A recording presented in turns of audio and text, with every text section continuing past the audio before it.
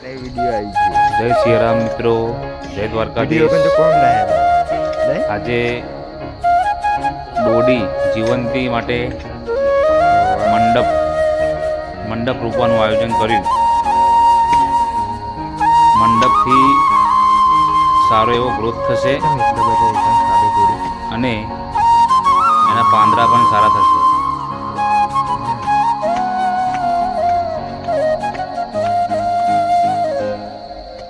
ધીમે ધીમે